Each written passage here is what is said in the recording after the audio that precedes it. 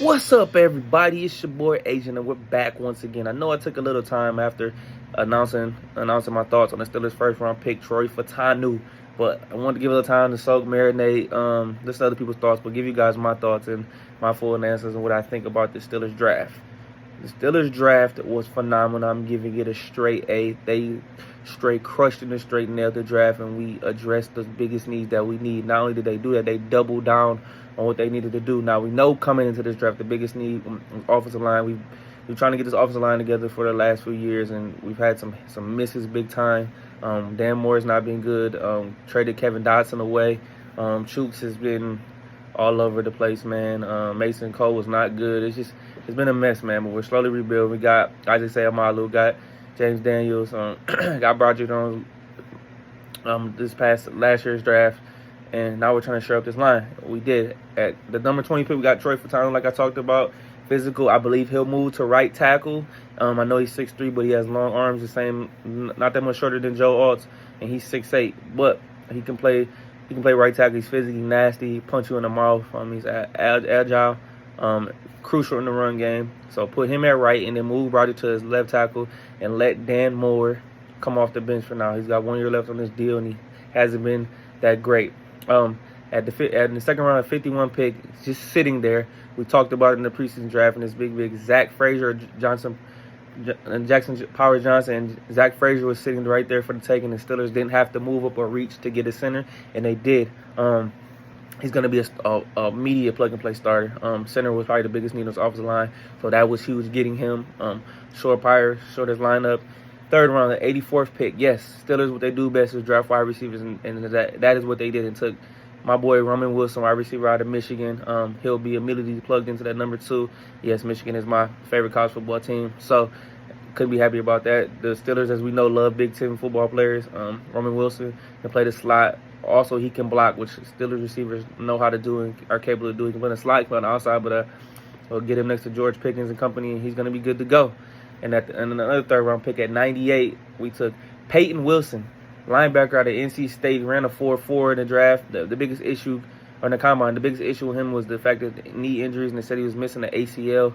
If he could stay healthy, he could be productive out there. We know we had a lot of injuries and a lot of turnover at linebacker over these last few years, and we haven't been able to get anything right since Ryan Shazier.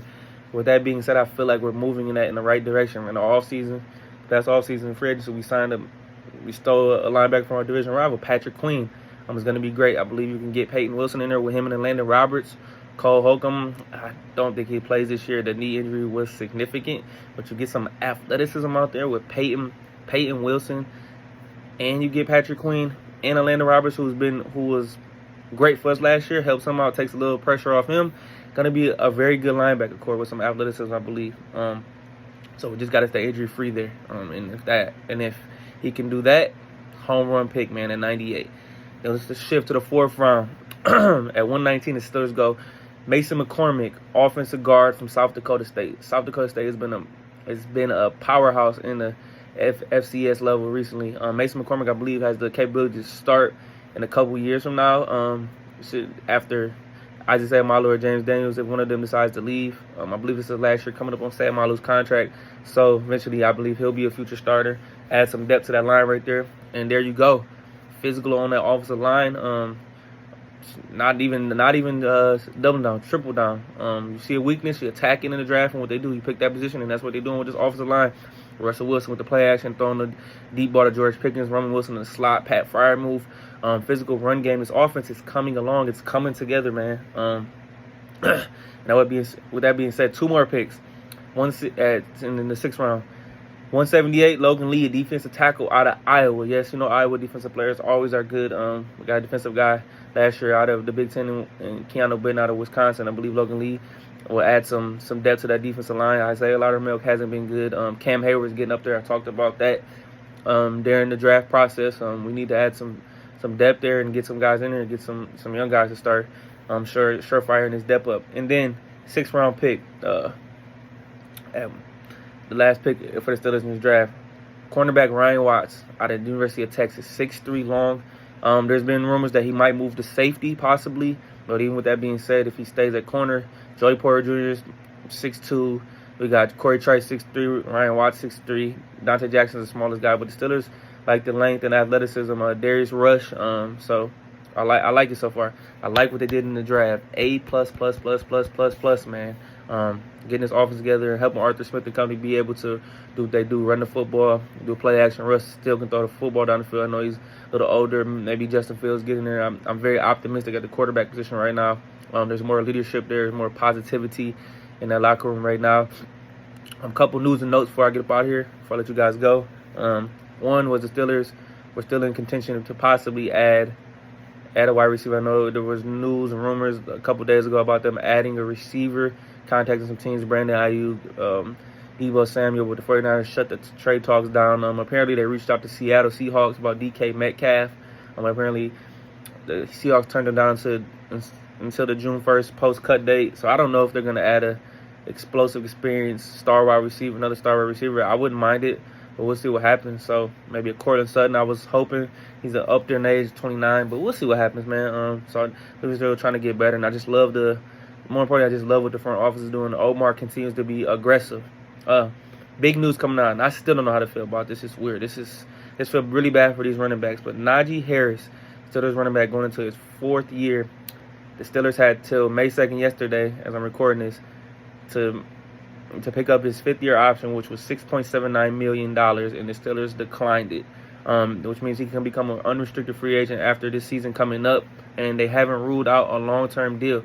But the Steelers, in my opinion, I know running backs aren't valued as high, but Najee Harris is 3 straight 1,000-yard one seasons, first guy in Steelers history to do that, behind the offensive line in his first couple years that was horrible, and he carried this team down to the playoffs, man. And just, I think you picked that option up. It's not a lot of money. Work a long-term deal out great, but you could have added a 5th year and then pushed it along, because we already know how running backs are getting pushed.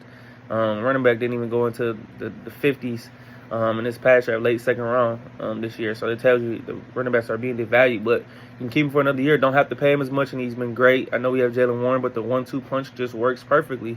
So if it's not broke, you got to fix it. So I would have picked it up, but we'll see what happens, man. It just makes me a little nervous. I know they believe in Jaylen Warren too, because he's explosive. He's a little younger, but Najee's been great for you guys, and I just think that 1-2 punch works. So, but we'll see if they decide to work out long-term there, what happens. It'll be a major question going into training camp into the season. I know it'll be very frustrating, but I'm a Najee guy. I'm rooting for him, so we'll see what happens. But yeah, guys, I think rookie minicamp will be starting soon, but the draft is over, so now we wait patiently for the schedule drop. I know it'll be dropping real soon. I'll give you guys my thoughts and details and predictions on that as it comes out in these next couple weeks, man. But I love what the Steelers did. Let's put everything together.